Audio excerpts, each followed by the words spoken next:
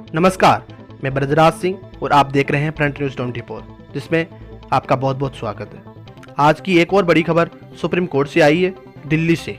जी हाँ, supreme court ने अभिनेता सुशांत सिंह राजपूत के मामले की जांच सीबीआई को सौंप दी है, जिसका पूरा देश बहुत लंबे समय से इंतजार कर रहा था। आखिरकार वो दिन आ गया। इससे करोड़ों लोगों के विश्वास की जीत हुई है, क्योंकि हम ये मानते हैं सुशांत सिंह की मौत का सच जानना देश के हर व्यक्ति का, हर नागरिक का हक है। और इस मामले की जांच महाराष्ट्र पुलिस, बिहार पुलिस और वहां हो रही राजनीति के त्रिकोण में फंसकर रह गई थी।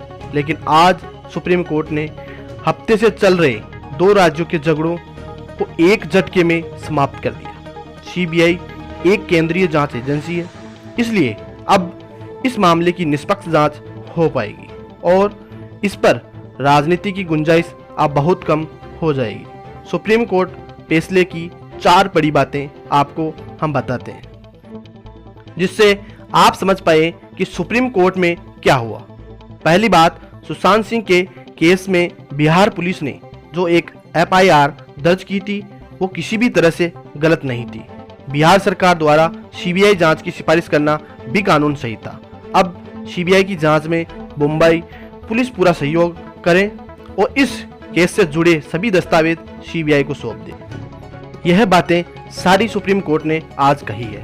और एक और बात कही कि इस मामले में अगर आगे कोई एफआईआर दर्ज नहीं होती है तो उसकी जांच भी सीबीआई ही करे। आपको याद होगा, सुशांत सिंह के केस में आरोपी अभिनेत्री रिया चक्रवर्ती ने सुप्रीम कोर्ट में एक याचिका लगाई थी और पटना में उनके खिलाफ दर्ज केस को मुंबई ट्रांसफर करने की उन्होंने मांग की थी।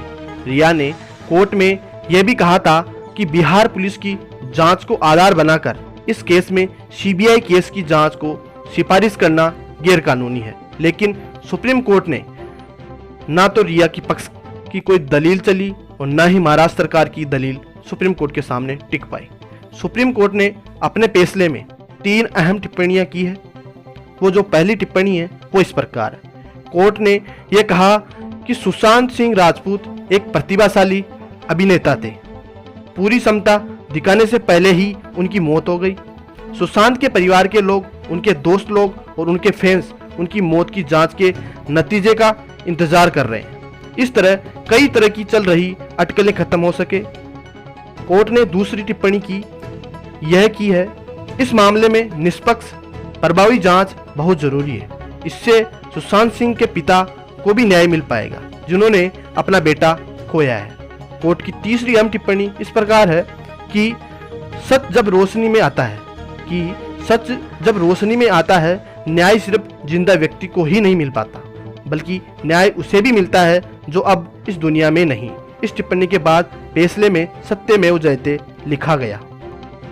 आइए आपको कुछ सुशांत सिंह की याद दिलाते हैं। सुशांत सिंह के वो पल आपको दिखाते हैं।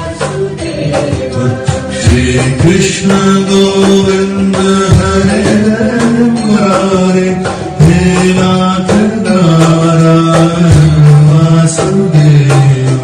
श्री कृष्ण गोविंद हरे मुरारे, हे नाथ नारायण वासुदेव। अच्युतं केशवं रामं नारायण, कृष्ण दामोदरं वासुदेवं हरे।